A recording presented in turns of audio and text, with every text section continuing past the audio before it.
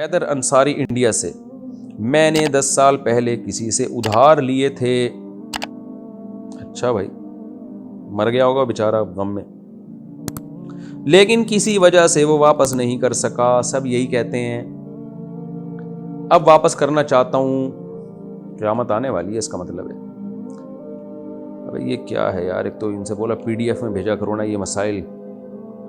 اچھا بھائی، لیکن شرم کی وجہ سے نہیں کر پا رہا. سبحان اللہ. ادھار کھاتے ہوئے شرم نہیں آئی، واپس کرتے ہوئے آپ کو شرم آ رہی ہے. میں آپ کی عظمت کو 50 دفعہ سلام پیش کرتا ہوں کہ آپ نے 10 سال پہلے ادھار لیے تھے. 10 سال تک ادا کرتے ہوئے آپ کو ذرا بھی، بہت معذرت کے ساتھ بھائی، میں نے آپ کا نام لے لیا کیا؟ استغفر اللہ. مجھے پتا ہوتا کہ آگے یہ شرما شرمی والے مسائل ہیں تو آپ کا نام اناؤنس نہ کرتا. بہرحال حیدر بھائی، آپ کو 10 سال تک ادھار واپس کرتے ہوئے شرم نہیں آئی، یعنی ادھار واپس نہ کرتے ہوئے آپ کو ذرا بھی شرم نہیں آئی کہ ایک بندے کا میں نے 10 سال سے پیسہ کھا کے بیٹھا ہوا ہوں، اب واپس کرتے ہوئے آپ کو شرم آ رہی ہے. بس میں یہی جواب میں کہوں گا آپ کی شرم کو 21 توپوں کی سلامی.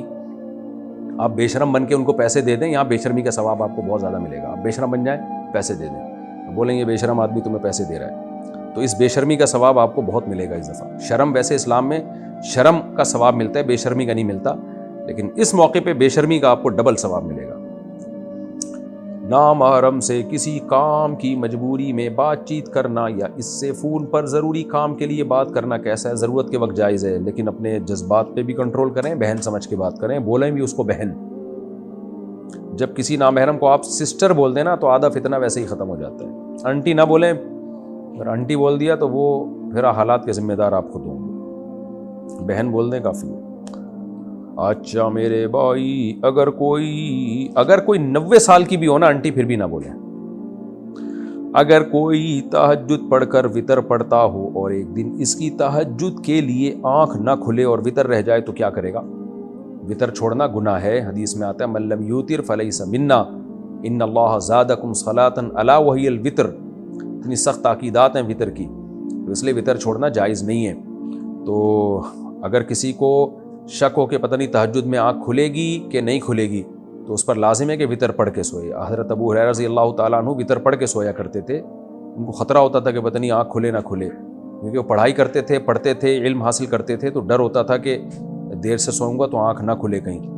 تو اس لیے جس کو یہ خطرہ ہو تو اس پر لازم ہے کہ رات کو پڑھ لے. پھر بھی اگر آپ کو یقین تھا کہ تہجد میں آنکھ کھلے گی، اس لیے آپ نے وتر چھوڑ دی اور اتفاق سے آنکھ نہیں کھلی، تو پھر اللہ معاف کرنے والا ہے، پھر قضا پڑھ لیں.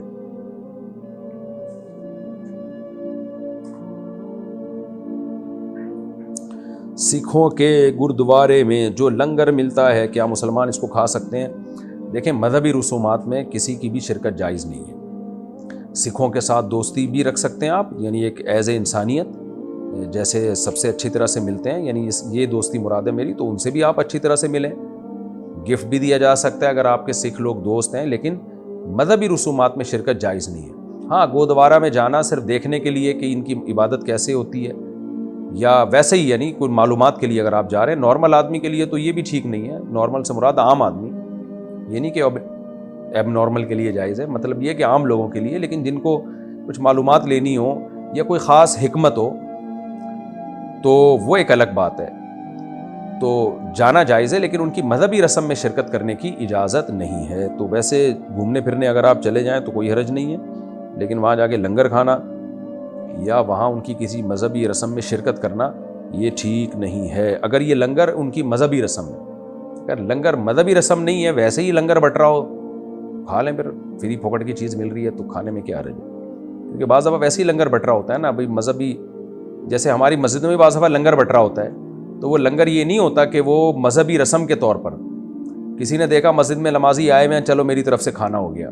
تو ایسے ہی اگر گردوارہ لفظ ہے نہیں ہے، گردوارہ، اگر اس میں ویسے ہی لوگ بیٹھے ہوئے ہیں، سکھ لوگ گئے ہوئے ہیں، کسی نے کھانا تقسیم کر دیا اور آپ نے بھی دونے والے کھا لیے، اور مذہبی کوئی رسم نہ ان کی، مذہبی کا مطلب یہ ہے کہ ان کے خاص دن ہیں جن میں عبادت بھی ہوتی ہے اور پھر کھانا بھی ہے، ان کے مذہب کا حصہ ہے، پھر ٹھیک نہیں ہے. لیکن ویسے ہی کوئی کہیں کھانا کھا لے جا کے اور کھانا حلال ہو تو جائز ہے، لیکن بہرحال ان چیزوں سے ایوائڈ کریں میرے بھائی. بس ویسے ہی سلام دعا رکھیں. میں نے پڑھا ہے کہ اللہ اور اس کے رسول صلی اللہ علیہ وسلم کے معاملے میں کسی کی بات نہ مانو، اور میرے والد صاحب کہتے ہیں کہ تم ٹوپی اور داڑھی نہ رکھو، کیا میں ان کی بات مانوں یا نہیں؟ ٹوپی چھوڑ دیں، والد صاحب کو اگر ٹوپی پسند نہیں ہے، ٹوپی رکھنا کوئی فرض واجب نہیں ہے، لیکن داڑھی کاٹنا حرام ہے، ناجائز ہے۔ والد صاحب اگر داڑھی کاٹنے کا کہتے ہیں تو پھر داڑھی مت کاٹیں، اور پھر والد صاحب کو اللہ لمبی عمر دے، اللہ نہ کرے اگر بالفرض وہ دنیا سے چلے جاتے ہیں، ظاہر ہے سب نے جانا ہی ہے، تو پھر بعد میں ٹوپی رکھ لیں سر پہ، کیونکہ نبی صلی اللہ علیہ وسلم کی سنت ہے۔ اب والد صاحب کی وجہ سے ایک سنت کو پورا کرنا، ابا کو ناراض کرنا، یہ تھوڑا نامناسب لگتا ہے۔ ہاں گھر سے باہر نکلیں تو پہن لیں ٹوپی، ابا کے سامنے نہ پہنیں۔ کتنے لوگ یوٹیوب پر حضور صلی اللہ علیہ وسلم اور ہمارے دین کے بارے میں نازیبا باتیں کرتے ہیں، کیا ہم ان کو دلائل سے جواب دے سکتے ہیں؟ کیوں نہیں دے سکتے؟ دینا چاہیے بھائی۔ آپ کہتے ہیں کہ اللہ تعالیٰ نے ہمیں اپنی عبادت کے لیے پیدا کیا ہے، جبکہ میں نے کسی عالم سے سنا کہ اللہ تعالیٰ نے اس لیے پیدا کیا ہے کہ وہ دیکھنا چاہتا ہے کہ اچھا عمل کس کا ہے، اور وہ انسان کا صبر آزمانا چاہتا ہے۔ وضاحت فرمائیں۔ دونوں باتوں میں کوئی تضاد نہیں ہے۔ قرآن میں ہے کہ وما خلقت الجن والانس الا لیعبدون، میں نے انسان اور جنات کو اپنی عبادت کے لیے پیدا کیا۔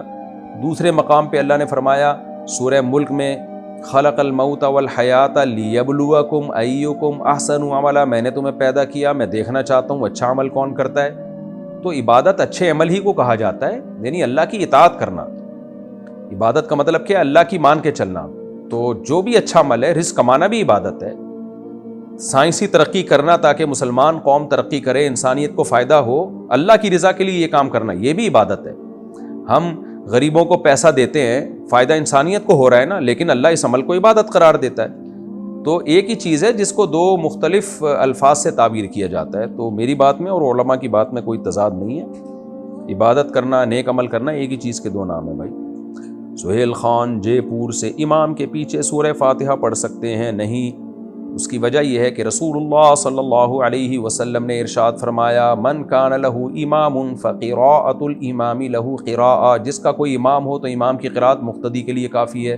صححہ الالبانی، علامہ البانی رحمہ اللہ نے اس حدیث کو صحیح قرار دیا۔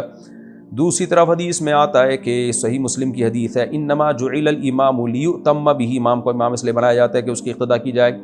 فَإِذَا كَبَّرَ فَكَبِّرُوا، فرمایا امام تکبیر کہے تو تکبیر کہو، وَإِذَا قَرَأَ فَأَنصِتُوا، قراءت شروع کرے تو خاموش ہو جاؤ، وَإِذَا قَالَ وَلَا الضَّالِّينَ، جب وَلَا الضَّالِّينَ کہے تو قُولُوا آمین، تو آمین کہو۔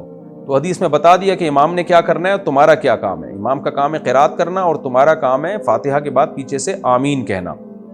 اسی طرح قرآن میں آتا ہے کہ وَإِذَا قُرِئَ الْقُرْآنُ فَاسْتَمِعُوا لَهُ وَأَنصِتُوا لَعَلَّكُمْ تُرْحَمُونَ، جب قرآن کی تلاوت کی جائے تو خاموشی سے سنو تاکہ تم پر رحم کیا جائے۔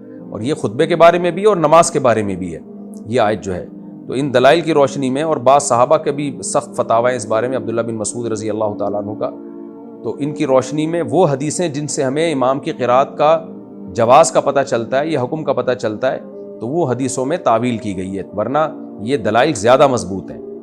تو یہ دلائل زیادہ مضبوط ہیں، لہذا اس کے مقابلے میں جو حدیثیں ہیں وہ یا تو سند کے لحاظ سے کمزور ہیں یا وہ واجب التاویل ہیں۔ واجب التاویل کا مطلب جیسے ایک حدیث میں آتا ہے اقرأ بہا فی نفسک، جب امام کے پیچھے ہو تو اپنے دل میں پڑھو۔ تو دل میں کا مطلب کیا ہے کہ اس کے معنی اور مفہوم میں غور و فکر کرو۔ تو اس طرح سے تمام حدیثوں میں تطبیق ہو جاتی ہے۔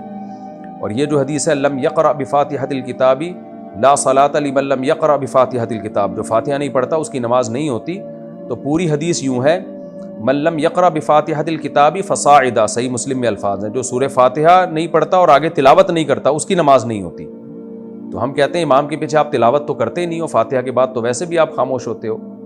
تو جو اس حدیث کا مطلب ہے وہ اس حدیث کا بھی مطلب ہے جس میں آتا ہے کہ جو فاتحہ نہیں پڑھتا اس کی نماز نہیں ہوتی۔ تو اس سے پتہ چلتا ہے کہ فاتحہ نہیں پڑھنے کا مطلب جو امام کے پیچھے ہے حکماً اس نے فاتحہ پڑھ لی ہے، تو امام کی قراءت مقتدی کے لیے کافی ہے۔ مطلب یہ جب امام نے پڑھ لیا تو مقتدی کو بھی یہی سمجھا جائے گا اس نے پڑھ لی ہے۔ تو ان دلائل کی روشنی میں اس کو ہم جائز نہیں سمجھتے۔ اب جب یہ میں دلائل دیتا ہوں تو لوگ کہتے ہیں ایکچولی یہ حنفی ہے نا اس لیے ایسی باتیں کر رہے ہیں، تو پھر ایکچولی آپ اہل حدیث ہیں اس لیے آپ ویسی باتیں کر رہے ہیں۔ پھر تو کوئی اسلام کے دلائل دے تو ایکچولی یہ مسلم ہے تو اس لیے اسلام کے دلائل دے رہے ہیں، اور جو ایتھیسٹ ہے ہم اس کو کہیں ایکچولی یہ چونکہ ایتھیسٹ ہے اس لیے خدا کی نفی کے دلائل دے رہا ہے، پھر تو کسی کی کوئی بات سنی نہیں جائے گی میرے بھائی۔ تو یہ کہنا کہ یہ حنفی ہیں یہ شافعی ہیں، دلائل سے میں بات کر رہا ہوں، میں کیا ہوں وہ تو میں جانتا ہوں، کس فقہ کو میں حنفی بھی اگر ہوں تو اس لیے ہوں کہ دلائل کی دنیا میں امام حنیفہ کا جو فقہ ہے وہ شورائی فقہ تھا اور وہ بہت مضبوط فقہ ہے. وہ اکیلے امام ابو حنیفہ کی رائے کو فقہ حنفی نہیں کہا جاتا.